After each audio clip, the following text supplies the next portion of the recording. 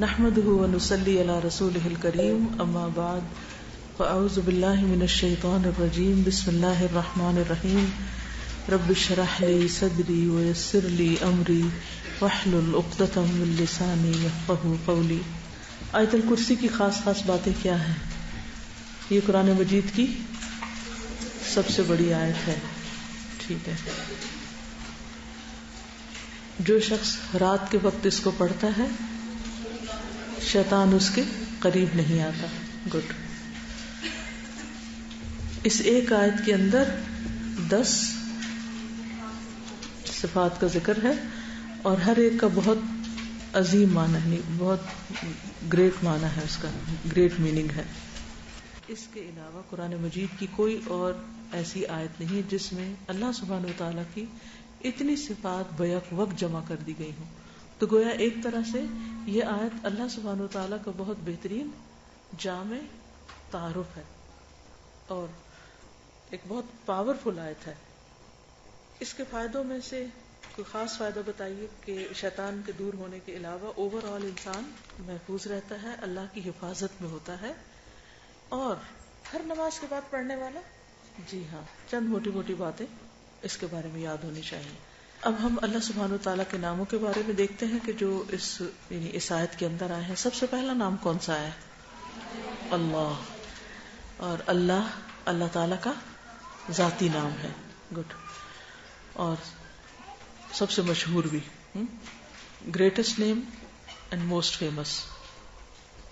قرآن مجید میں بہت زیادہ ریپیٹڈلی آیا ہے. اللہ کا لفظ کس سے مل کر بنا ہے؟ یہ اس کا اصل کیا ہے؟ اس کی اوریجن کیا ہے؟ الہ، الہ، خاص الہ، خاص معبود. دنیا میں لوگوں نے اپنے بہت سے معبود بنائے ہوئے، لیکن اصل معبود اللہ ہے، الہ، خاص الہ ہے، اور وہی عبادت کے لائق ہے. الہ وہ ہوتا ہے جس سے سب سے زیادہ محبت کی جائے اور بہت زیادہ اس کی تعظیم کی جائے، ریسپیکٹ کی جائے، ریگارڈ کیا جائے اس کا.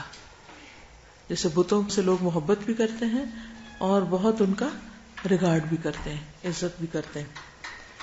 ٹھیک ہے. تو اللہ لا الہ الا ہو، کہ اور تو کوئی الہ ہے ہی نہیں. اگر ہے تو بس صرف اللہ ہی ہے. الحی القیوم. الحی کیا معنی ہے؟ الحی کا زندہ ہے، ایور لیونگ، ہمیشہ سے زندہ ہے، ہمیشہ زندہ رہے گا. کل من علیہا فان ویبقى وجہ ربک ذو الجلال والاکرام. ہر چیز فنا ہونے والی ہے، ایک چیز جس کو فنا نہیں اور جس پر کبھی بھی موت نہیں آئے گی وہ اللہ رب العزت کی ذات ہے، الحی. اور الحی کا لفظ جو ہے حیات سے ہے، لائف سے. لائف اللہ کے سوا اور چیزوں کو بھی ملی ہے. مثلا انسان کو لائف ملی ہے، یا جانوروں کے اندر بھی لائف ہے، پلانٹس میں لائف ہے. فرق کس چیز کا ہے؟ اگر ہم کہتے ہیں اللہ زندہ ہے تو کہیں گے فلاں بھی زندہ ہے، تو کیا یہ شرک نہیں ہو گیا؟ اس کو بھی آپ نے زندہ کہہ دیا، وہ بھی زندہ ہے، یہ بھی زندہ ہے. تو صفت تو اصل تو اللہ کی صفت ہے. بندے کو یا کسی اور کو یہ صفت کہاں سے مل گئی؟ اس کی ذاتی ہے یہ صفت، ہمیں اس نے دی ہے. لیکن پھر بھی اگر دی ہے تو بیچ میں شریک نہیں ہو گئے کوئی اور چیزیں جن کو مل گئی یہ صفت؟ یعنی اللہ کی صفت بھی ہے اور کچھ اور مخلوق کی بھی ہے. تو ہم تو کہتے ہیں کہ ہم اللہ کی صفات میں بھی کسی کو شریک نہ کریں. تو اگر ہم کسی اور کو کہیں گے کہ اس کو وہ بھی زندہ ہے تو یہ تو شرک نہ ہو گیا. آپ کو میرا سوال سمجھ آ رہا ہے؟ ازلی ابدی 2 لفظ لکھیں. حی، ازلی، ابدی. ہمیشہ سے ہے، ہمیشہ زندہ رہے گا. ہمیشہ سے زندہ، ہمیشہ زندہ رہے گا. کوئی اور اللہ کے سوا ایسا ہے جو ہمیشہ زندہ ہمیشہ زندہ رہے گا؟ نہ ازلی ہے نہ ابدی ہے. فرق ہو گیا نا خود ہی. ٹھیک ہے. ایک تو آپ نے یہ رکھا. دوسرا یہ ہے کہ اس کی حیات میں جو صفات ہیں وہ کامل ہیں. حیات کی صفات کون سی ہیں؟ اوصاف کون سے ہیں؟ کیسے پتہ چلتا ہے کوئی چیز زندہ ہے؟ زندہ چیز موو کرتی ہے، اس کی سانس آتی ہے، گڈ، اور وہ دیکھتا ہے یا سنتا ہے. کیسے ٹیسٹ کرتے ہیں کوئی زندہ ہے؟ انہی چیزوں سے کرتے ہیں نا، ظاہری، ڈاکٹروں والی چیکنگ نہیں کہ دماغ مر گیا، دل مر گیا، کیا مر گیا کیا نہیں، ظاہر میں جو علامات ہیں. تو آپ دیکھیں کہ جن چیزوں پر زندگی کا انحصار ہے، یہ جو زندگی کی علامات ہیں وہ بھی اللہ میں کامل ہیں، جبکہ انسان میں کامل نہیں ہے، ناقص ہے. اچھا یہ بتائیے کہ الحی جو ہے یہ کون سے ناموں میں سے ہے؟ اس میں اعظم میں سے ہے. جن ناموں کے ساتھ اللہ کو پکارا جائے تو کیا ہوتا ہے؟ دعا قبول ہوتی ہے. ہاں، جو کہنے کی بات تھی خلاصہ یہ تھا کہ اللہ اور غیر اللہ کے درمیان صرف یہ ظاہری مماثلت ہے حیات کی، حقیقی نہیں. ہمارے پاس جو زندگی ہے وہ حقیقی نہیں، پرماننٹ نہیں. صرف جو زندگی کی علامات ہوتی ہیں ان میں سے کچھ علامات ہمارے اندر ہیں تو ہمیں زندگی نظر آ رہی ہے، ورنہ ہماری زندگی عارضی زندگی ہے، غیر حقیقی زندگی ہے. اللہ کے پاس جو حیات ہے وہ اصل حیات ہے، جیسے اس میں شرک کی کوئی بات نہیں ہے. اب آپ دیکھیے کہ آپ یہ کہہ سکتے ہیں کہ جنت میں تو انسان ہمیشہ زندہ رہیں گے، تو پھر کہہ سکتے ہیں نا، کوشچن آتا ہے نا مائنڈ میں، تو اگر جنت میں ہمیشہ زندہ رہیں گے تو پھر کہیں شریک تو نہیں ہوگے؟ اس کو کیسے ریپیٹ کریں گے؟ ازلی اور ابدی دونوں. اگر انسان کو خالدین فیہا ابدا، ابدیت ملنے بھی والی ہے تو ازلیت تو نہیں تھی نا. دوسری بات یہ ہے کہ اللہ لائف کریٹ کرتا ہے، انسان خود سے نہیں لائف کریٹ کرتا. ہمیں جو ملی ہے ملی ہوئی ہے، اس کی ذاتی ہے. وہ دعا یاد ہے کسی کو؟ اللہم لک اسلمت وبک آمنت وعلیک توکلت وإلیک انبت وبک خاصمت اللہم انی اعوذ بعزتک لا الہ الا انت ان تضلنی وانت الحی الذی لا يموت والجن والانس یموتون. یہ ہے فرق، یہ ہے خلاصہ. انت الحی الذی لا يموت والجن والانس یموتون. سب مر جائیں گے، آپ کو موت نہیں. اصل زندگی تو اللہ کے پاس ہے نا، تو اللہ کی ہے. دوسری صفت کیا تھی؟ القیوم. قیوم کا کیا معنی ہوتا ہے؟ قائم رہنے والا، قائم رکھنے والا. قام یقوم، سے قام یقوم ٹو اسٹینڈ، کھڑے ہونے کے لیے استعمال ہوتا ہے. کسی بھی چیز کو کھڑے ہونے کے لیے سہارے کی ضرورت ہے. مثلاً اس کو کھڑے ہونے کے لیے، اس کو کھڑے ہونے کے لیے، اور چیزوں کو سہارا چاہیے نا. ایک بچے کو کھڑا کرنا ہوتا ہے جب سہارا چاہیے ہوتا ہے. پودے کو کھڑا کرنے کے لیے جب وہ ساتھ چاہیے ہوتا ہے. اس پھول کو کھڑا ہونے کے لیے، اس پانی کو کھڑا ہونے کے لیے، ہر ایک کو کیا چاہیے؟ سہارا. اللہ ایسا قیوم ہے جس کو کسی کا سہارا نہیں چاہیے. یہ فرق ہے. وہ کسی پہ ڈیپینڈ نہیں کرتا، انڈیپینڈنٹ ہے، سیلف ایگزسٹنٹ ہے، جبکہ ہم دوسروں پر ڈیپینڈنٹ ہیں. اچھا، پھر اسی طرح یہ ہے کہ اللہ سبحانہ و تعالی اگر القیوم ہے، بھروسہ اور یقین اور ڈیپینڈنس کہ مجھے میرے نفس کے حوالے نہ کرنا. اللہ تعالیٰ میں تیرے اوپر ڈیپینڈ کروں لیکن نہ کہ اپنے اوپر کروں.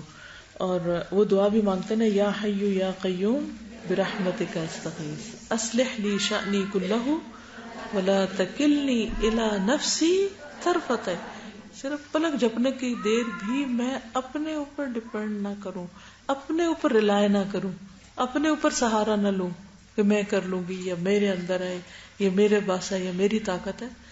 کچھ بھی ہے، ہدایت ہے تو اللہ دیتا ہے، رزق ہے تو اللہ دیتا ہے، زندگی دے تو اللہ دیتا ہے، قائم رکھے ہوئے تو اللہ رکھے ہوئے. یعنی میں اپنی ہر چیز میں اس کی محتاج ہوں. ٹھیک ہے. تو اللہ لا الہ الا هو الحی القیوم. قرآن پاک میں بھی ہمیں کہا گیا نا، وَتَوَكَّلْ عَلَى الْحَيِّ الَّذِي لَا يَمُوتُ. یہ ایک اور چیز یاد رکھیے کہ یہ دونوں صفات ساتھ ساتھ کیوں آ رہی ہیں؟ الحی القیوم ساتھ ساتھ کیوں؟ کیونکہ جو زندہ ہے وہ قائم ہے، وہ زندگی دینے والا ہے، وہ قائم رکھنے والا. قیوم میں صرف قائم رہنے کا معنی نہیں، قائم رکھنے کا معنی بھی ہے. ٹھیک ہے. اور اسی سے پھر توکل کی بات ہم نے سیکھی کہ جب وہ قائم رکھے ہوئے تو ہم ڈیپینڈ اس سٹینڈ پہ نہ کریں، اس پہ نہ کریں، اس پہ نہ کریں. اچھا، ایک ہوتا ہے ہمارے مادی وجود. مثلاً اب مجھے اٹھنا ہے نا، تو میں کیسے اٹھوں گی؟ کس کا سہارا لوں گی کھڑے ہونے کے لیے؟ اس کا سہارا لوں گی. یہ میرے مادی وجود کو اس کی ضرورت ہے, ٹھیک. لیکن میں صرف میرا یہ بینگ نہیں ہے, اس کے اندر بھی ایک ہے, میری روح بھی ہے. اور کیا ہے اندر؟ میری روح ہے نا, دل دماغ ہے نا, میری سوچ نیت ارادہ ہے نا. تو ایسی صورت میں مجھے کیا کرنا چاہیے؟ اس کو بھی کسی سہارے کی ضرورت ہے یا نہیں؟ مشکل وقت میں کسی کی ضرورت ہے کہ میں کسی پر ڈیپینڈ, کوئی میرے کام آئے, کوئی میری مدد کرے. اس صورت میں کیا کرنا چاہیے؟ تو ہمیں قرآن مجید میں سکھایا گیا وَتَوَكَّلْ عَلَى الْحَيِّ الَّذِي لَا يَمُوتُ, اس پر توکل کرو جو زندہ ہے اور جس کو آگے کیا ہے لَا تَأْخُذُهُ سِنَةٌ وَلَا نَوْمٌ, نہ اس کو اونگ آتی ہے اور نہ نیند آتی ہے. نیند ہماری ویکنس ہے کہ نہیں؟ ہم نیند کے آگے بے بس ہو جاتے ہیں یا نہیں؟ ہو جاتے ہیں. کوئی شخص ذرا تھوڑی دیر کے لیے سوچئے, کوئی شخص کتنا بھی بریو کیوں نہ ہو, کتنا بھی اسٹرانگ کیوں نہ ہو, کتنا بھی طاقتور کیوں نہ ہو, پاورفل کیوں نہ ہو, کوئی بھی کیوں نہ ہو, کوئی اسکالر ہو, کوئی بادشاہ ہو, کوئی کچھ بھی ہو, جب نیند آتی ہے تو کیا ہوتا ہے؟ بیٹھا رہتا ہے, لیٹنا پڑتا ہے. ہم سب سے زیادہ اکڑ میں کب ہوتے ہیں؟ جب ہم کھڑے ہوتے ہیں, اس سے کم جب ہم بیٹھ جاتے ہیں, اور اس سے کم لیٹنا کس چیز کا سمبل ہے؟ عاجزی کا. جو لوگ سجدہ نہیں بھی کرتے نا, وہ بھی ان کو لیٹنا پڑتا ہے. جب کشتی میں پہلوان پچھاڑتا ہے تو کیا کرتا ہے؟ لٹا دیتا ہے نا. تو گویا نیند ہمارے لیے کیا ہے؟ پہلوان ہے جو ہم کو ہر روز ہرا دیتی ہے. ہر روز ہماری حقیقت ہمیں یاد دلاتی ہے کہ ہم بہت کمزور انسان ہیں. اور کچھ لوگ تو اگر وہ 8, 9, 10 گھنٹے نہ سوئے تو کام ہی نہیں کر سکتے. یہ اور بھی زیادہ ویکنس ہے. یعنی کچھ آپ نے دیکھا ہوگا جو جتنے اسٹرانگ ہوتے ہیں یا مینٹلی اسٹرانگ ہوتے ہیں تو ان لوگ وہ اتنے کم سوتے ہیں. تھوڑا سا بھی سو کے ان کی وہ بہت کام کر لیتے ہیں. آپ کسی ایسے شخص کو جانتے ہیں جو 2 گھنٹے سوتا ہو بس؟ 1 یا 2 گھنٹے سوتا ہو. ڈاکٹر ذاکر نائک تھوڑا سا بھی سوتے ہیں ان کو کافی ہو جاتی ہے وہ نیند. دنیا میں اور لوگ بھی ہیں کہ جو کم سوتے ہیں, اور وہ اتنا سونا بھی. ہم اس دفعہ جب عمرے پر تھے نا تو وہ الحمدللہ ہر روز تراویح ایک ہی جگہ پر ہوتی تھی ہماری. تو وہ تراویح کے آس پاس کچھ نہ کچھ باتیں بھی ہوتی تھی. خیر ان کی تھوڑی بیچ میں طبیعت خراب ہوئی تو ڈاکٹر نے کہا کہ آپ اتنا آرام کیا کریں, اس وقت کھانا کھایا کریں.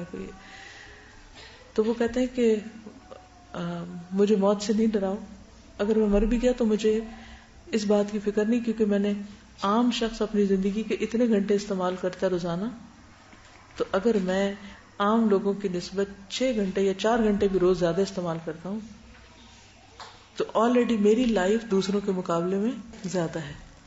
اگر کسی نے 40 سال کام کیا ہے تو میں نے اس کے مقابلے میں 50 آلریڈی کر لیا ہے, کیونکہ میں اتنے گھنٹے کم سوتا ہوں.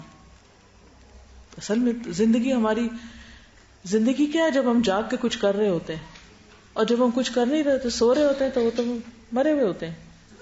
وہ تو موت کے برابر ہے نا. نیند کیا ہے؟ موت کی بہن.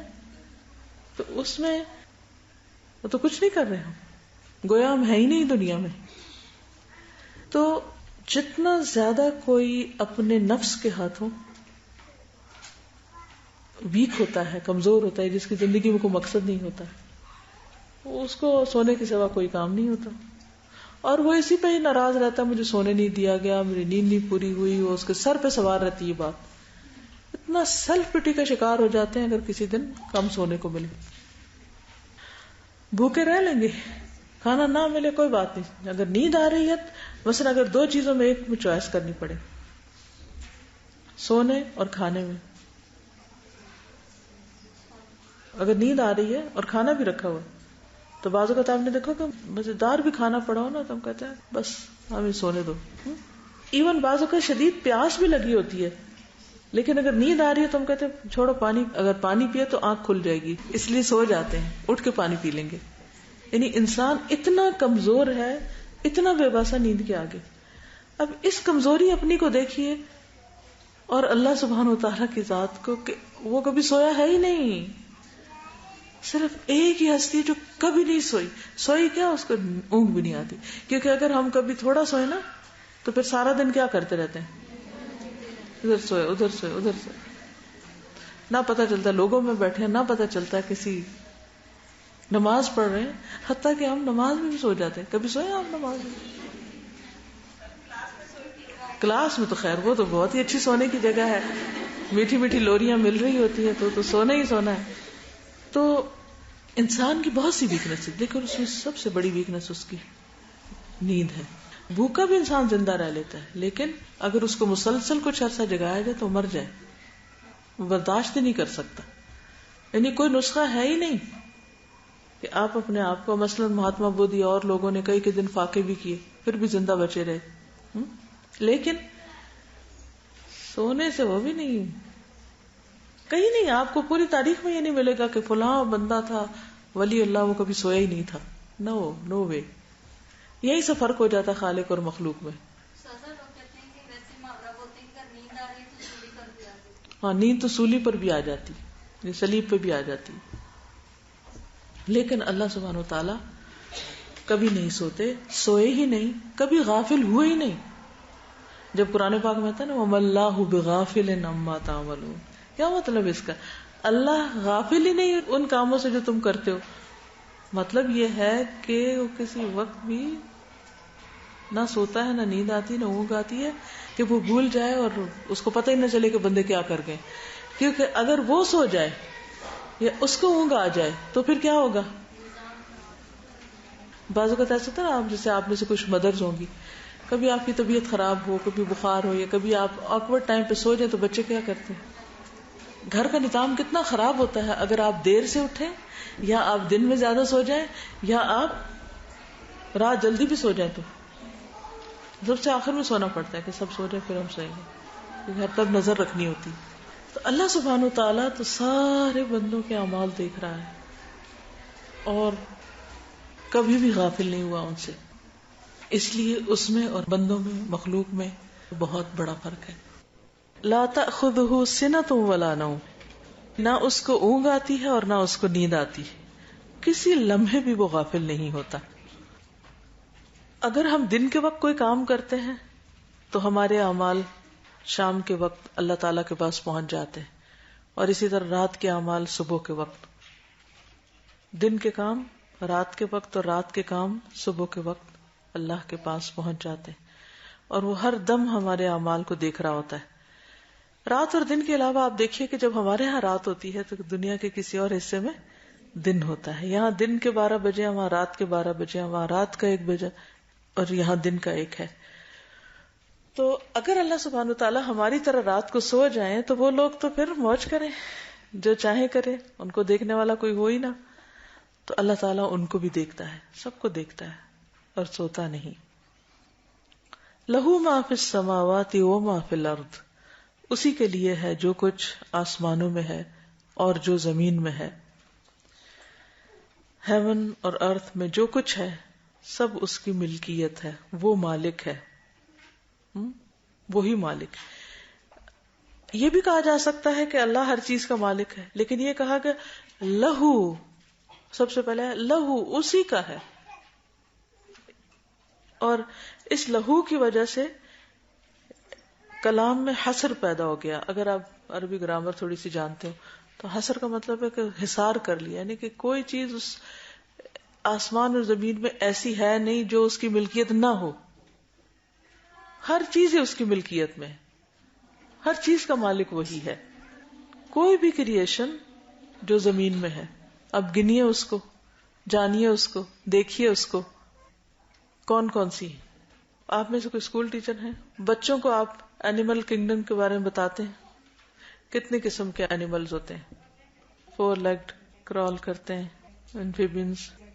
یعنی اگر آپ صرف ان کے گروپس ہی دیکھیں نا، ان کے گروپ نیم ہی کو دیکھیں، انڈیویجولز کو نہ دیکھیں، گروپ نیمز، تو حیرت ہوتی ہے کہ ان کی ڈفرنٹ جو ان کی اقسام ہیں اور ان کی شکلیں ہیں اور ان کی کلرز ہیں اور ان کے سائزز ہیں اور ان کے کام ہیں، اور پھر ان کی فوڈ مختلف طرح کی، اور ان کی عقل گم ہو جاتی ہے کہ اتنی ورائٹی ہے، اتنی ورائٹی. باقی بھی جو مدرز ہیں انہوں نے بچوں کو ہوم ورک کرائے ہوں گے اور پتہ ہوگا کہ جب انہیں ایگزامز میں یاد کرنی ہوتی ہیں ٹرمز، تو ان کو ٹرمز بنا کے نہ یاد کروایا کرے بچوں کو، ان کو اللہ کی کریشن بنا کے دکھایا کرے کہ یہ دیکھیں یہ کس طرح بنایا اس نے، یہ اس کا اور اس کا فرق بتائیں. ان کی آوازیں پھر کیونکہ ملٹی ڈائمینشنل فیچر جو ہیں وہ دکھایا کرے. کسی بھی چیز کو جب ڈیفائن کرنا ہوتا ہے تو اس کا رنگ، کلر، سائز، قسم، اس کی عادتیں، اس کا بہت ساری جو اس کی خصوصیات ہیں ان سب کے ساتھ. یہ سب کچھ کس کا ہے؟ جس نے پیدا کیا، obviously جو ان کا کریٹر ہے اسی کا ہے، ہمارا نہیں ہے. ہم تو جانتے بھی نہیں ان کو. اگر ہم جانتے نہیں تو ہم مالک کہاں سے ہو سکتے ہیں؟ مالک بھی نہیں ہو سکتے. لہو ما فی السماوات وما فی الارض. میں نے زمین کی بات حالانکہ آسمانوں کی پہلے ہے، زمین کی میں نے پہلے اس لیے کی ہے کہ زمین ہمارے کلوزسٹ ہے، اس پہ بہت سی چیزیں ہم دیکھتے بھی ہیں. آسمان کی چیزیں تو ہم میں سے کسی نے کوئی دیکھی نہیں سوائے اس کے جو سامنے ستارے سیارے نظر آتے ہیں. That's it. اس سے پیچھے کیا 7 آسمانوں کے ذکر آتا ہے، کس نے 7 دیکھے ہیں؟ اور پھر ان 7 پر کیا کچھ ہے؟ نہ ہونے کے برابر بہت ہی تھوڑا ہے جو ہم جانتے ہیں، لیکن یہ سب اس کا ہے اور اس کے سوا اس میں کوئی دوسرا شریک بھی کوئی نہیں، کیونکہ کسی نے کسی خاص چیز کے پیدا کرنے کا مشورہ بھی نہیں دیا اللہ کو. ڈیزائن بنانا تو دور کی بات، کوئی ایک چھوٹی سی چیز ہمیں بنانی پڑتی ہے نا تو ہم پریشان ہو جاتے ہیں کہ اچھا کیسے بنائے، تم کوئی آئیڈیا دو، تم آئیڈیا دو، مجھے یہ ڈیزائن بنانا ہے، مجھے یہ. پریشانی کی حد ہوتی ہے نا، ہر شخص سٹریس میں آ جاتا ہے. جب اب یہ صرف اینیمل کنگڈم کی بات ہو رہی ہے، اگر آپ باقی سب کو دیکھیں اور وہ جو غائب میں ہے جیسے جن ہیں، فرشتے ہیں، حالانکہ وہ بھی اس زمین پر بھی ہوتے ہیں لیکن ہمیں تو ان کا بھی نہیں پتا. وما یعلم جنود ربک الا ھو. تیرے رب کے جنود کو، لشکروں کو اس کے سوا کوئی جانتا ہی نہیں، کسی کو پتہ ہی نہیں ان کا. تو ایسا عظیم ہے وہ رب. آیت الکرسی پڑھنے کا اصل مقصد کیا ہے کہ ہمارے دلوں میں اللہ کی عظمت اور محبت اور بڑائی کا ایسا احساس دل میں جاگزی ہو جائے کہ پھر اس کے سوا ہم کسی اور سے کوئی امید بھی نہ رکھیں، ساری امیدیں صرف اس ذات سے رکھیں کیونکہ وہ سب کچھ کر سکتا ہے. اور پھر 2 چیزیں یاد رکھیں، ایک تو یہ ہے کہ صرف وہ مالک ہے اور دوسرا یہ ہے کہ اس کی ملکیت میں کوئی شریک نہیں ہے. تیسری بات یہ ہے کہ وہ اپنی مخلوق میں جیسے چاہے تصرف کر سکتا ہے. اس بات کا کیا مطلب ہے؟ بعض جانور آپ دیکھتے ہیں ان کی شکلیں اتنی بھیانک ہوتی ہیں کہ دیکھتے ہی خوف آ جاتا ہے. ان کو آنکھیں یہاں لگی ہوئی ہیں، کان بڑے بڑے ہیں، یا ان کی اتنی لیگز ہوتی ہیں، ایسے چلتے ہیں کہ، یا پھر یہ کہ کاٹتے ہیں. تو ان کو اس خاص شیپ میں کس نے بنایا، کس نے ان کا رنگ بنایا، کس نے ان کا ڈیزائن، جو کچھ کرتے ہیں ہمیں تو یہ بھی نہیں پتا وہ کرتے کیا کچھ ہیں. تو اللہ تعالیٰ اپنی مخلوق میں جیسے چاہے تصرف کر سکتا ہے. مثلا چاہے ان میں چینج کر سکتا ہے، ان کو یوز کر سکتا ہے. مثلا یہ انگوٹھی میری ہے، میں چاہوں تو اس انگلی میں پہنوں، چاہوں تو اس میں پہنوں، چاہوں تو نہ پہنوں، چاہوں تو پھینک دوں، چاہے تو توڑ دوں، چاہے تو بیچ دوں، چاہے تو کسی کو گفٹ دے دوں. یہ سارے کیا ہیں؟ ایک انگوٹھی، لیکن اس کے ساتھ کئی قسم کے سلوک ہو سکتے ہیں. ان میں سے کوئی ایک سلوک میں جو چاہوں کروں. کوئی کیا مجھ سے پوچھ سکتا ہے کہ او آپ نے اپنی انگوٹھی پہنی ہوئی کیوں نہیں، یا فلاں کو کیوں دے دی، ہے بیچ دی، کیوں بیچی؟ انسانوں سے تو پھر بھی کوئی پوچھ سکتا، اللہ سے کوئی نہیں پوچھ سکتا کہ آپ نے مخلوق کیوں پیدا کی ہے اور آپ نے اس کو مار کیوں دیا ہے اور یہ کیوں کھاتا ہے اور وہ کیوں نہیں کھلاتے اس کو. آپ جیسے چاہے، جس کو چاہے زندگی دے، جس کو چاہے موت دے، کوئی نہیں پوچھ سکتا اس سے.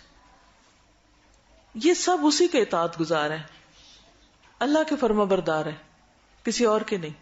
اسی لیے آپ نے دیکھا ہوگا کہ جانوروں کی کچھ حادثے ایسی ہوتی ہیں کہ آپ جو مرضی کر لیں انہوں نے وہی کرنا ہے. مثلا کچھ جانوروں کی دم جو ہوتی ہے وہ ٹیڑھی ہوتی ہے، جو مرضی کر لیں اس نے سیدھا نہیں ہونا. اللہ نے ان کو بنایا ایسے. وہ اللہ کا حکم مانتے،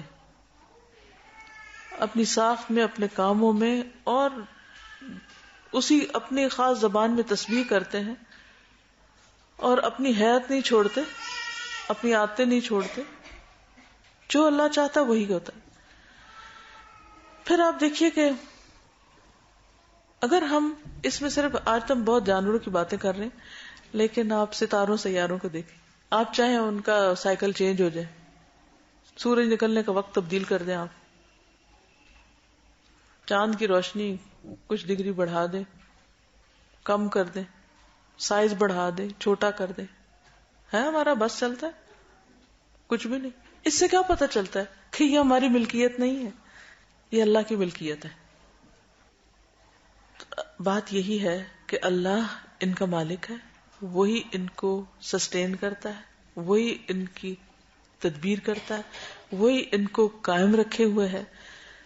سب اللہ کے محتاج ہیں، وہ کسی کا محتاج نہیں ہے، اور کوئی اس سے بڑا نہیں ہے. من ذا الذی یشفع عندہ الا باذنہ، کون ہے جو اس کے پاس سفارش کر سکے کسی کی بخشش کی یا کسی کو چھڑانے کی، الا باذنہ، مگر اسی کے اذن کے ساتھ.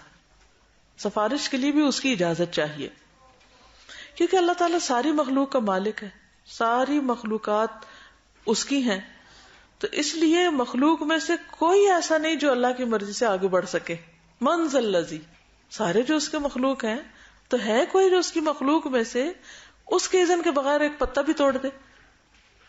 جب کچھ بھی اور نہیں کر سکتے تو وہ سفارش بھی نہیں کر سکتے. اندہ سے کیا مراد ہے؟ اللہ تعالیٰ. الا باذنہ، ہاں ایک شرط ہے، اگر اللہ کا اذن ہو، اللہ کی اجازت ہو، اللہ تعالیٰ اس کے لیے کسی کو کہے کہ ہاں تم سفارش کر لو، تو وہ کر سکتا ہے. اب سوال ہی پیدا ہوتا ہے کہ کیا نبی صلی اللہ علیہ وسلم سفارش کریں گے قیامت کے دن؟ کریں گے، بالکل کریں گے. کس لیے کریں گے؟ سب سے پہلی شفاعت کون سی ہوگی؟ اس کو کیا کہا جاتا ہے؟ الشفاعت الکبریٰ، بڑی شفاعت. وہ کون سی ہے بڑی شفاعت؟ حساب قائم ہونے کی جگہ، حساب قائم ہونے کے لیے. اس میں نا کہ جب ساری مخلوق کو اٹھا دیا جائے گا، سب اکٹھے ہو جائیں گے، پھر سب انتظار میں ہوں گے کہ یا اللہ حساب شروع ہو، تاکہ ہم جس نے جہاں جانا ہے وہ اپنے گھر پہنچے. اس کو آپ اس سے اندازہ کریں کہ اگر کبھی آپ کو ایئرپورٹ پہ رکنا پڑے تو آپ کی کیفیت کیا ہوتی ہے. آپ ٹرانزٹ میں ہیں، اپنی مرضی سے آپ گھنٹوں کہیں بیٹھے رہیں، لیکن اگر آپ ٹرانزٹ پہ ہیں، 2 گھنٹے کا ٹرانزٹ ہے کسی ایئرپورٹ پہ، تو کیا محسوس ہوتا ہے؟ جب ٹکٹ لے رہے ہوتے ہیں تو کہتے ہیں اچھا کتنے گھنٹہ وہاں رکنا ہوگا، تو وہ انتظار کتنا مشکل لگتا ہے کہ اچھا اگلی اور اگر کسی وجہ سے اگلی فلائٹ لیٹ ہو تو کیا کیفیت ہوتی ہے. اسی طرح اگر آپ یہاں بیٹھے نا، گھنٹہ بھی بیٹھے رہے تو کوئی بات نہیں، لیکن اگر آپ یہاں سے باہر جائیں اور آپ کی گاڑی نہ آئی ہو اور گیٹ پر آپ کو 1 گھنٹہ کھڑا ہونا پڑے، وہ گیٹ پر انتظار میں 1 گھنٹہ مشکل ہے. یہاں 1 گھنٹہ بیٹھنا مشکل ہے یا وہاں 1 گھنٹہ کھڑے ہونا مشکل ہے؟ حالانکہ وقت تو یہ بھی گزر رہا ہے، وقت وہ بھی گزرتا ہے، اسی سپیڈ سے گزرتا ہے، لیکن وہاں بہت مشکل ہے کہ انتظار کا وقت ہے. اسی طرح یہ جو انتظار کا وقت ہوگا قیامت کے دن کہ حساب قائم ہو، لوگ اتنے تنگ آ جائیں گے کہ لوگ کہیں گے یا اللہ تو حساب قائم کر، چاہے ہمیں جہنم میں بھیج دے لیکن یہاں سے نکال. اسی لیے کہا جاتا ہے کہ الانتظار اشد من الموت، انتظار موت سے بھی زیادہ سخت چیز ہے. پین فل چیزوں میں، ساری بیماریوں میں، ساری تکلیفوں میں سب سے زیادہ شدت کی تکلیف کیا ہے؟ موت کی تکلیف. موت سب سے زیادہ تکلیف دہ چیز ہے، شدید ترین. کہتے ہیں انتظار اس سے بھی شدید ہے. تو بہرحال پہلے لوگ حضرت آدم کے پاس جائیں گے، وہ کہیں گے میں نہیں کر سکتا. نوح کے پاس جاؤ، وہاں جائیں گے، وہ کہیں گے میں بھی یہ نہیں کر سکتا. موسیٰ کے پاس جاؤ، عیسیٰ کے پاس جاؤ. تو مختلف پیغمبروں کے پاس جائیں گے، حتیٰ کہ حضور صلی اللہ علیہ وسلم کے پاس ہیں، ابراہیم علیہ السلام کے پاس بھی جائیں گے، کوئی مدد نہیں کرے گا. پھر حضور صلی اللہ علیہ وسلم اللہ کے حضور سجدے میں پڑ جائیں گے، دعا کریں گے، پھر اللہ تعالیٰ فرمائیں گے اچھا مانگو کیا مانگتے ہو. تو اس وقت وہ سب کی طرف سے ایک طرف سفارش کریں گے یا اللہ حساب قائم کر دے. پھر حساب قائم ہوگا. بعض کہتے ہیں کہ وہ دن 50,000 سال کے برابر ہے. اللہ عالم، لیکن آتا تو یہی ہے کہ سارے لوگ پریشان ہوں گے، ایک پریشانی کا ایک عالم ہوگا. لیکن ایک اور حدیث میں آتا ہے نا کہ مومن کے لیے وہ وقت فرض نماز کی قیام جتنا ہوگا، جتنی دیر میں فرض نماز ہم پڑھتے ہیں. لیکن بہرحال وہ اتنے سارے لوگوں کو دیکھ کے اور حساب کا شروع ہونا اور لائنوں میں کھڑے ہونا، اور پھر لیکن اللہ تعالیٰ جب شروع کریں گے تو ظہر کی نماز تک کے وقفے میں دن کے حصے میں پورا کر دیں گے سب کا. یعنی جتنا صبح سے ظہر تک کا وقت ہوتا ہے نا، ورکنگ آور عام طور پہ، اتنے میں سب کا حساب ہو جائے گا. سریع الحساب، وہ تیز حساب کرنے والا ہے، جلد حساب کرنے والا ہے. اصل بات یہ ہے کہ آخرت کا مرحلہ کوئی آسان نہیں ہے، جس سے ہم اکثر بے خبر رہتے ہیں، غافل رہتے ہیں.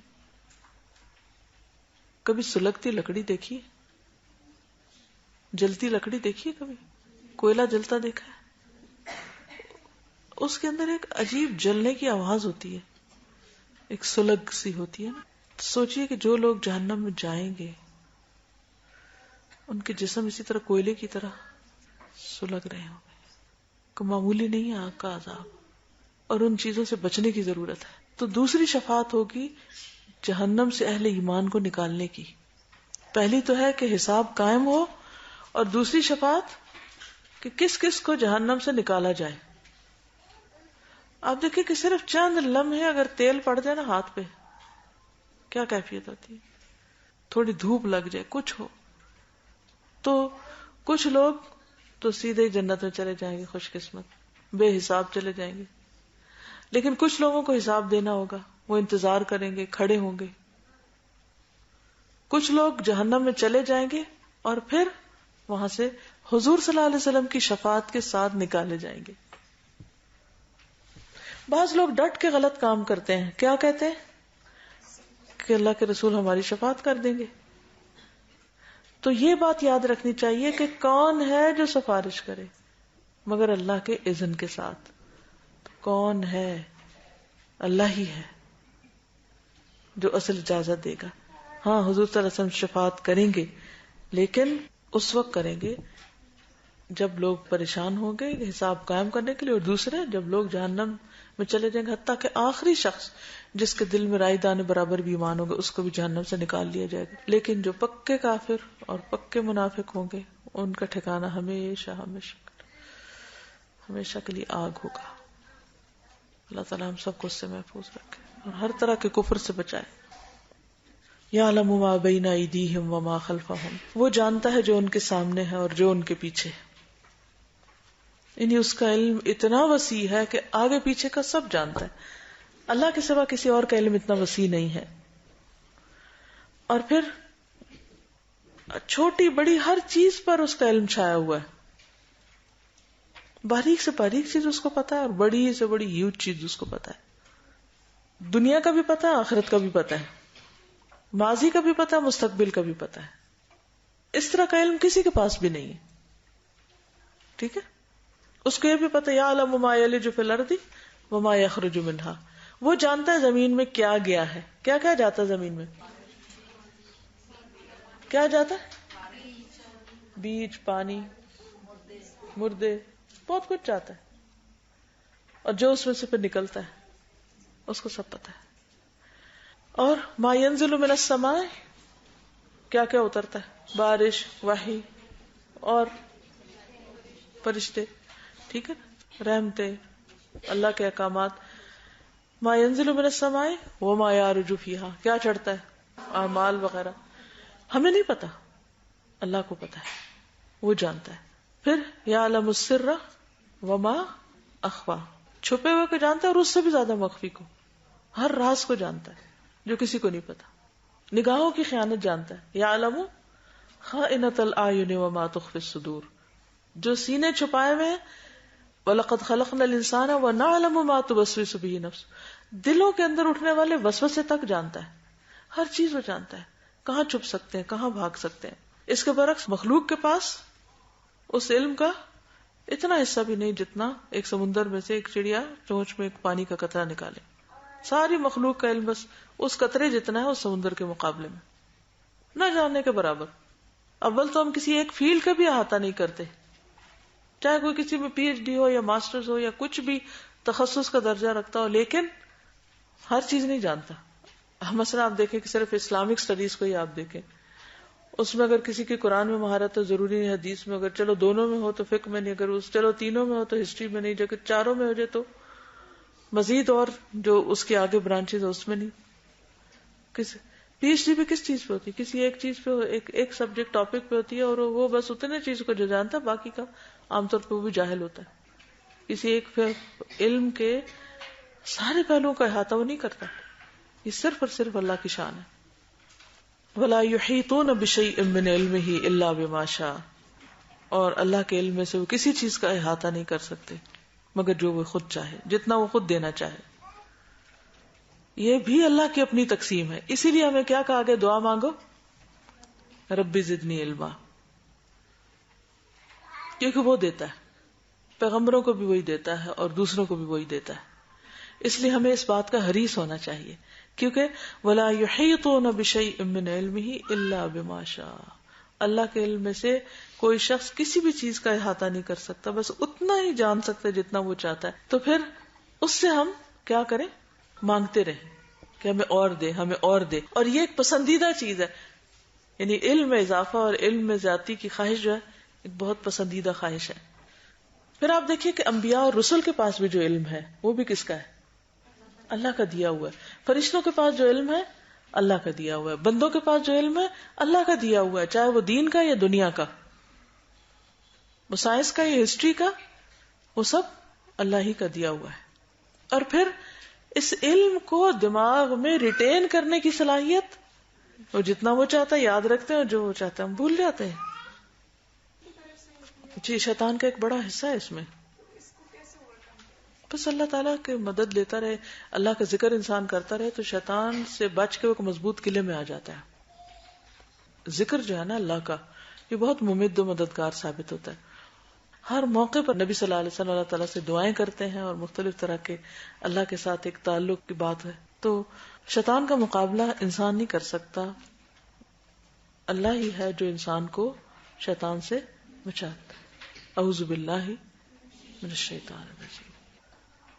تو شیطان بلواتا بھی ہے، شیطان غصہ بھی دلاتا ہے، شیطان انسان کے اندر، یعنی کہ آپ دیکھیں نا کہ انسان کے اندر مختلف چیزیں، اس کی بایولوجیکل نیڈز ہیں، اس کی ایموشنل نیڈز ہیں، اس کی مینٹل اور اس کی جو انٹلیکچوئل نیڈز ہیں، یہ ساری انسان کے اندر ہے. پھر اس کے اندر ڈرائیوز ہیں، کچھ خواہشات ہیں اس کی. شیطان ہر رستے سے داخل ہوتا ہے، ہر چیز میں داخل ہونے کی کوشش کرتا ہے. اسی لیے کھانا کھانے کی دعا بتائی گئی، اسے بیوی کے پاس جاتے وقت کی دعا بتائی گئی. پھر اسی طرح قرآن بھی پڑھو تو کیا پڑھو؟ اعوذ باللہ پڑھو. اسی طرح یعنی ہر موقع کی مناسبت سے جو دعائیں ذکر ہیں یہ دراصل شیطان کے شر سے محفوظ رکھنے کے لیے. تو وسع کرسیہ السماوات والارض، وسع چھائی ہوئی ہے، کرسیہ اس کی کرسی. اس کی کرسی کے بارے میں جو معنی کیا جاتا ہے وہ اس کا فٹ سٹول. ایک ہے اس کا عرش اور ایک ہے اس کی کرسی. کتنی بڑی ہے اس کی کرسی؟ صرف اس کا فٹ سٹول کتنا ہے بڑا؟ وسع کرسیہ السماوات والارض. ایک طرف اس کے علم کی وسعت ہے، ولا یحیطون بشیء من علمہ الا بما شاء، اور دوسری طرف اس کے اختیار اور اس کا جو اس کے عرش کی وسعت اور اس کی طاقت، ان سب کا اظہار ہے. ایک ہے جو تھرون ہے اس کا، وہ سب سے گریٹسٹ چیز ہے دنیا میں، یعنی کائنات کے اندر نون چیزوں میں سب سے بڑی چیز اس کی کریشن میں سے اس کا عرش ہے. اور اس کا عرش کے آگے جو اس کا فٹ سٹول ہے وہ کتنا بڑا ہے، اس کے بارے میں آتا ہے کہ ساتوں زمین اور آسمان اس کے سامنے ایک مندری کی طرح جو صحرا میں پھینک دی جائے. صحرا کا پتہ نا آپ کو، ڈیزرٹ کتنا بڑا ہوتا ہے، چاروں طرف پھیلا ہوا. اس کے اندر اگر کوئی ایک رنگ ڈال دے نظر آئے گی کتنی چھوٹی نا. تو ساتوں آسمان اور زمین وہ رنگ ہے کس کے مقابلے میں؟ اس کی کرسی کے مقابلے میں.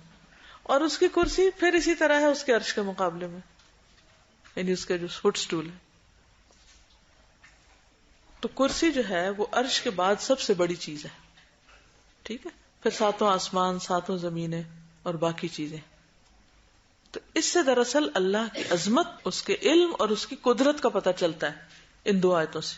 وَلَا يَئُودُهُ حِفْظُهُمَا، ان دونوں کی حفاظت اس کو تھکاتی ہی نہیں، اس کو بور ہی نہیں کرتی.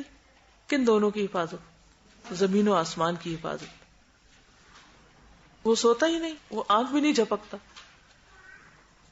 اور ان کی حفاظت اس کے لیے کچھ مشکل کام نہیں. تو اگر آسمانوں اور زمین کی حفاظت اللہ کے لیے مشکل نہیں تو میری حفاظت کو مشکل ہے؟ میرے گھر کی حفاظت مشکل ہے اس کے لیے؟ میرے بچوں کی حفاظت مشکل ہے؟ کس کی حفاظت مشکل ہے؟ اس کے لیے کسی بھی چیز کی حفاظت مشکل نہیں. میرے لیے بہت مشکل ہے. میں اگر یہاں بیٹھی ہوں تو اس وقت گھر خالی ہے، سب کا یہی حال ہے نا. بچے پتہ نہیں کیا کر رہے ہیں، اور جو ہماری ملکیت کی چیزیں خدا جانے ان کا کیا ہو رہا ہے. کئی دفعہ ایسا تھا لوگ گھر سے باہر ہوتے گھر میں چوری ہو جاتی. ہمارے تو یہ حال ہے، جو بہت عقل مند بنتے ہیں کہ اپنی ہر چیز کو لاکس میں اور پتہ نہیں کس کس طریقے سے سمیٹتے ہیں. ہمارے لیے مشکل ہے حفاظت، اس کے لیے کچھ بھی مشکل نہیں. ہر چیز کی حفاظت کرتا ہے. اور بڑی بات یہ ہے نا حفاظت کی اس کی کہ ہر ایک کو کام کرنے کا موقع مل رہا ہے، ورنہ تو ہر چیز آپس میں ٹکرا جائے، بندہ بندے کو مار ڈالے چھوٹی چھوٹی بات کو. اب بھی ہوتا ہے، لیکن پھر اسی طرح آپ دیکھیں کہ چیونٹیاں کس طرح سروائیو کرتی ہیں. باقی مخلوق جن کو ہمارا اسپرے کرتے رہتے ہیں پھر وہ کس طرح نکل آتے. چھوٹے سے چھوٹا کیڑا کس طرح سروائیو کرتا ہے. تو اللہ تعالیٰ کے اذن سے ان کو بھی جینے کا موقع ملتا ہے. تو وَلَا يَئُودُهُ حِفْظُهُمَا وَهُوَ الْعَلِيُّ الْعَظِيمُ. جب بھی آپ کو اپنے بچوں کی یا اپنے گھر کی یا اپنے آپ کی، اپنے مستقبل کی کسی چیز کا خوف آئے، اس کا کیا بنے گا، اس کا کیا بنے گا، وَاللَّهُ خَيْرٌ حَافِظًا وَهُوَ أَرْحَمُ الرَّاحِمِينَ. اللہ سب سے بہترین حفاظت کرنے والا ہے اور وہ ارحم الراحمین ہے. میں اپنا سب کچھ اس کے سپرد کرتی ہوں. اس سے آپ کی کیفیت کیسے ہوگی؟ اطمینان، سکون، بے فکر. مثلا آپ بچوں کو 100 باتیں سمجھاتے ہیں، یہاں نہیں جانا، یہ نہیں کرنا، وہاں نہیں ہاتھ ڈالنا، ایسا نہیں کرنا، ویسا نہیں کرنا. گھر سے نکلتے ہیں تو آپ کو ایک پریشانی لاحق ہو جاتی ہے. اب 5 بچے مثلاً آپ کے، آپ 5 جگہوں پہ جا سکتے ہیں 5 کے ساتھ؟ نہیں جا سکتے. آپ ان کی شادی کرتے ہیں، آپ کو پھر فکر رہتا پتہ نہیں اب ان کا کیا ہوگا. ان کی حفاظت کر سکتے؟ نہیں کر سکتے. ہم سو رہے ہیں، اپنے گھر کی حفاظت کر سکتے؟ نہیں کر سکتے. کس چیز کی ہم کر سکتے؟ تو یہ سارا بوجھ ہم اپنے اوپر لے رہے. اسٹریس، اسی کا نام اسٹریس ہے. اس کا کیا ہوگا، اس کا کیا ہوگا، اس کا یہ نہ یہ ہو جائے، وہ نہ ہو جائے. کچھ لوگ تو بہت ہی چھوئے ہوئے ہوتے ہیں، اور فوبیاز ہوتے ہیں ان کو مختلف طرح کے، اس سے طرح طرح کے خوف آتے ہیں. خوف کا علاج صرف یہ ہے کہ انسان اللہ کی جناب میں بنا لے، اپنے آپ کو اللہ کے حوالے کر دے. اور ہر چیز جس کے جانے کا ڈر ہے، جس کے چوری ہونے کا ڈر ہے، وہ کیا کرے، اس کو اللہ کے سپرد کر دے. وَهُوَ الْعَلِيُّ الْعَظِيمُ، اور وہ بڑا ہے، بہت ہی عظیم. قرآن پاک میں العلی العظیم کا لفظ بھی آتا ہے، العلی الکبیر کا بھی آتا ہے، العلی الحکیم کا بھی آتا ہے. اس کا مطلب یہ ہے کہ وہ اپنی ذات میں، اپنی صفات میں، اپنے قہر میں، اپنے وجود میں، ہر چیز میں سب سے ٹاپ اوپر ہے. علی، اور علی کے ساتھ پھر عظیم، وہ العلی العظیم، اس کو مزید فورٹیفائی کرے، یعنی کہ مزید قوت دے رہا ہے. اب آپ دیکھیے کہ وہ سب سے بلند ہے. اپنی ذات میں کیسے سب سے بلند ہے؟ ارے وہ عرش پر ہے. وہ العلی، اس کی ذات سب سے اونچی ہے، سب سے اوپر ہے. وہ دنیا میں تو آپ دیکھیں کہ آپ بڑی سے بڑی عمارت بنا لیتے ہیں، اس کے سب سے اوپر فلور پہ کہہ کہ میں سب سے اونچا ہو گیا. آپ دیکھو بچے بھی کھیلتے ہیں نا کہ میں تم سے اونچا. تو ایک انسان کے اندر ایک کمزوری ہے اس کی کہ میں اونچا ہو جاؤں کسی طرح. جس کا قد چھوٹا ہوتا ہے وہ ایک کمپلیکس میں رہتا ہے، ایڑیاں اٹھا اٹھا کے چلتے ہیں، ہیل بڑی بڑی پہنتے ہیں علی بننے کے لیے نا، اونچے ہونے کے لیے. اسی طرح مرتبہ مقام کے اعتبار سے لوگ اونچا ہونا چاہتے ہیں. لیکن یہاں پر آپ دیکھیے کہ اللہ سبحانہ وتعالیٰ اپنی ذات میں بھی اس کے عرش کے اوپر کچھ نہیں اور ساتوں آسمان. اور پھر جب معراج پر حضور صلی اللہ علیہ وسلم تشریف لے گئے تھے تو وہ آخری مقام جو اللہ تعالیٰ کا عرش ہے وہاں تک تو جبریل بھی نہیں جا سکتا, کوئی بھی نہیں جا سکتا. ٹھیک ہے, تو وہ سب سے بلند ہے.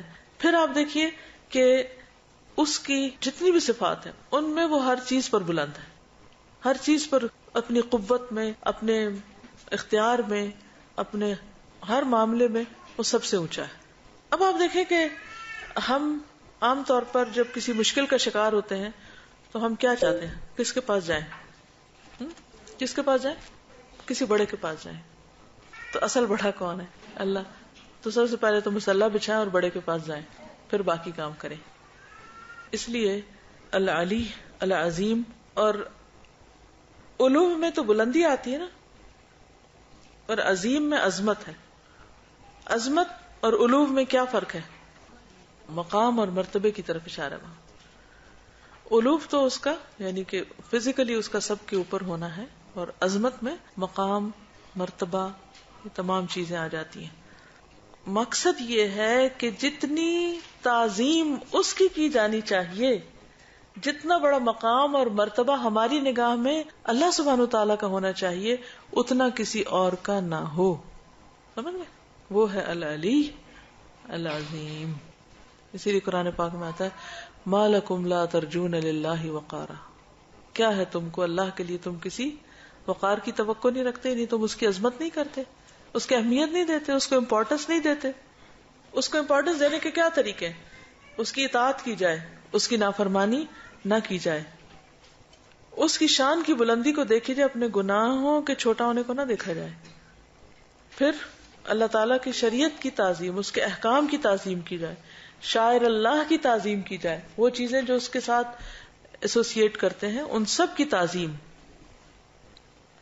اس کے کلام کی تعظیم کیسے, قرآن کی تعظیم کیسے, اس کو امپورٹنس دی جائے نا.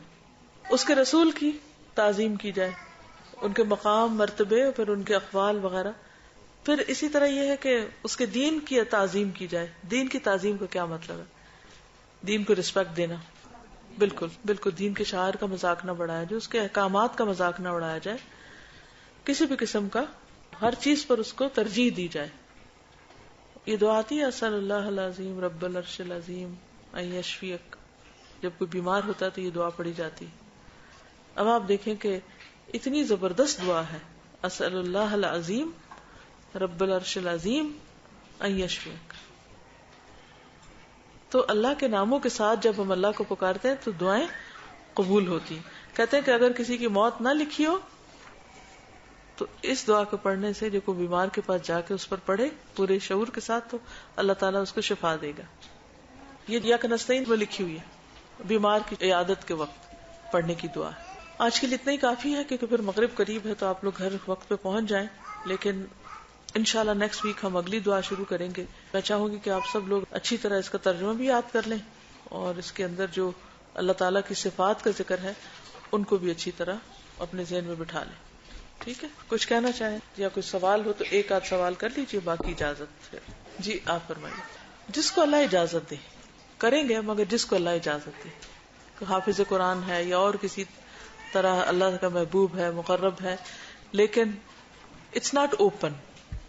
ٹھیک ہے, اٹس کنڈیشنل. سب سے بڑی کنڈیشن کیا ہے؟ اللہ کی اجازت.